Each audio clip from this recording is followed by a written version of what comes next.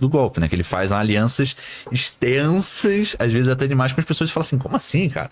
Tipo assim, no Rio de Janeiro ele apoiava o Cabral. Fala assim, não, como assim? Assim, como chegou tipo nisso, assim, como... sabe, ele apoiava, Crivella, fala assim, o cara é pastor, direitão, como é que vocês estão fazendo? Que aliança é essa? Ele é Dilma, Crivella, Cabral. Só que é isso, cara, porque é isso, essa dinâmica de política dele, de construção de tudo. E ele fica, e é um negócio muito louco, porque é um fenômeno tão grande que no final do mandato dele, tem um filme biográfico, não sei se você lembra disso. Lula, o filho do Brasil. Lula, o filho do Brasil. E esse filme não surge só porque, vamos fazer um filme do Lula, porque ele tava num patamar imagético, e ainda tá, né, assim, não tem como discutir isso, assim. Você pensa na figura política no Brasil... se você Lula fazer o e top 3... Não tem como alguém não tá colocar. lá. Raro é quem é indiferente ao Lula. Exato. Raro é quem é indiferente. Não existe, né? Não existe. Eu não tenho conheço. opinião sobre o Lula. Não é um cara que, sei lá. Até um sentimento, assim. Não é um Itamar Franco. Não, ó. Exato. Não é um Itamar Franco. Ah, meu amigo. Não é. Então, ainda hoje. Lula, ladrão! Cara, é o seguinte, nos livros de história vai ter uns 3 capítulos de Luiz Inácio Lula da Silva, da mesma forma que tem 3 capítulos de Vargas. Vargas. É, Entendeu? Não... Isso aí vai acontecer. E aí, Vai porque tem acontecer uma outra isso. questão que é legal, que a gente não percebe, que é a questão internacional também no Brasil. E hoje está muito alto a questão do BRICS, que foi começado nesse processo, né?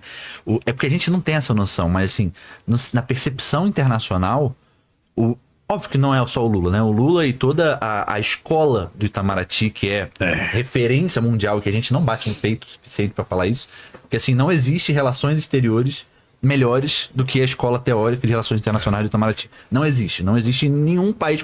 A gente não é o primeiro país do mundo mas tudo bem, mas escola diplomática, Itamaraty é, sem discussão, a melhor. E o Lula, ele é, nesse sentido, ele é muito inteligente, que ele coloca os principais pensadores de lá para cuidar disso, e ele vai lá na cara dele. E é muito legal porque, assim, ele vai falando português e que se lasque. Você não entende? Não, tudo bem, eu também não te entendo, tá tudo bem, a gente vai falando, você pega um intérprete aí. Que foi, inclusive, que gerou uma mudança de paradigma para muita gente. Assim, o cara não tem diploma, vai lá na ONU, sabe nem falar, nem tenta, fala de qualquer jeito, bota os tradutor para resolver e é isso. E, cara, na percepção estrangeira, isso pra muita gente foi interessante, porque foi um ponto de virada, tipo assim, tudo bem, ele não é o Che Guevara, ele não é um revolucionário, ele nunca falou que ia ser, porque isso muita gente também não percebe, assim. Acho que colocam no Lula coisas que ele não é. Toda vez. Ele é líder sindical. A trajetória do cara vou negociar com o patrão para conseguir melhores condições. Perfeitamente. Essa é a origem política do cara. Não tem como você colocar nele o papel que às vezes muita gente de esquerda coloca, que é o cara que vai revolucionar o Brasil. Não vai, porque não é.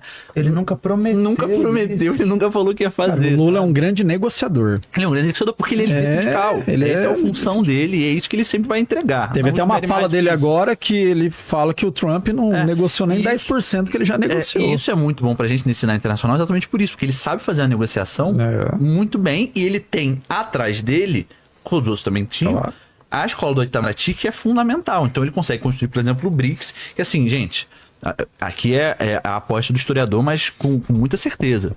Provavelmente daqui a uns 50, 60 anos, quando a gente for ver um livro de história, existe um mundo pré isso tudo e existe um mundo que vai ser o mundo do futuro. E esse mundo do futuro, o elemento central para entender ele, vai ser o BRICS. Não tem discussão em relação a isso.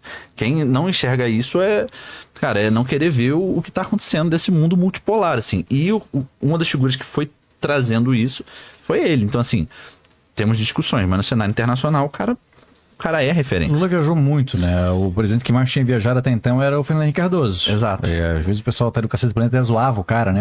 Viajando. Ficando Henrique orgulhoso, viajando Henrique. O Lula viajou muito mais. O Lula internacionalmente era um cara muito respeitado. E o pessoal resolve, assim, tem treta internacional, chama o Lula pra resolver. Tipo assim, tá tendo treta, sei lá, na Síria e no Irã. Com certeza. Chama gente boa. Chama o Lula pra sentar e conversar com os caras. A dificuldade foi fazer a sua sucessora, né? Lula escolheu a sua ministra de Minas e Energia, que era Dilma Rousseff, uma ministra competente, uma ministra que falava muito bem nas reuniões, técnica, só que a Dilma não conseguiu manter toda essa imagem que ela tinha de eloquência enquanto presidente. Porque ela não tem o trato político do Lula de Não. negociação. E ela veio na época do meme na internet. Então, qualquer E era coisa que a mulher. Dilma- Nossa, qualquer coisa que a Dilma falava, olha lá a bobice que a Dilma tá falando aqui, ó. Coisa que e nunca se questionou tanta aparência de uma presidente quanto na época da Dilma. Perfeitamente. Todo presidente é barrigudo. Mas se questionava a aparência física da Dilma. Nunca questionaram a barriga do Lula. Nunca questionaram. Também porque ela era mulher. E assim, ela tem um outro marco que, assim como o Lula tem um marco de ser essa pessoa que, diferente dos outros, né? Por exemplo, a maioria dos presidentes do Brasil, na República Velha, todos, com exceção do deputado Pessoa, estudaram na Faculdade de Direito da USP. Todos. Ela é da FMG, né? Todos, sem exceção. Ele era o único que não era. Então, assim, e se você pegar os outros presidentes depois, a grande maioria. A grande maioria. Se não foi isso, era um grande empresário. Mas a grande maioria fez direito na USP, no Largo de São Francisco. Praticamente todo mundo. Às vezes, até do mesmo grupo, de subgrupo ali dentro da faculdade. Então, assim, ele tem esse rompimento. E a Dilma tem um outro rompimento que é, do ponto de vista histórico, muito importante, que ela é a primeira presidente que foi da resistência contra a ditadura. Ela era uma mulher, ela foi resistência contra a ditadura e ela foi torturada. Não à toa é no governo dela que começa a Comissão da Verdade.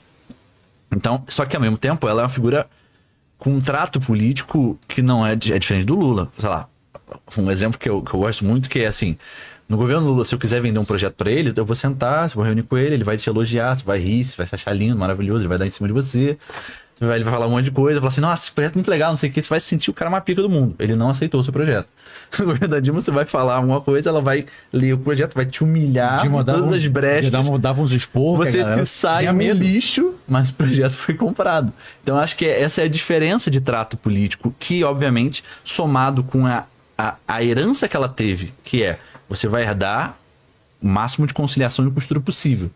Só que ela não era essa figura que tinha essa mesma habilidade que o Lula tinha. Não. E aí isso é uma bomba relógio. Vai aumentando. Isso é Tem uma um bomba relógio. documentário que ela fala que ela se sentia, às vezes, desconfortável, né? Em algumas cobranças, algumas situações, assim. Como se meio que mais o Lula quisesse ela lá do que, às vezes, até ela mesma. Não, e ela até se afastou do Lula. É porque eles não eram da mesma ala politicamente. Dentro do PT, assim. Acho que Ela eles eram começou a tomar decisões por ela mesmo, sem consultar o Lula. O pessoal não lembra, mas no começo do governo dela ela era bem popular. E ela tinha uma enorme aprovação, tanto que ela foi Ela reeleita. era alta. A dificuldade foi quando não se conseguiu repetir os índices econômicos que vieram no governo Lula. E aí chega o quê? 2013, a questão não tá melhorando, o boom das commodities já Não, passou. e aí, em parte, também tem a questão dela de negociação, que ela não aceita ceder e deixar várias coisas Isso. acontecerem no Congresso.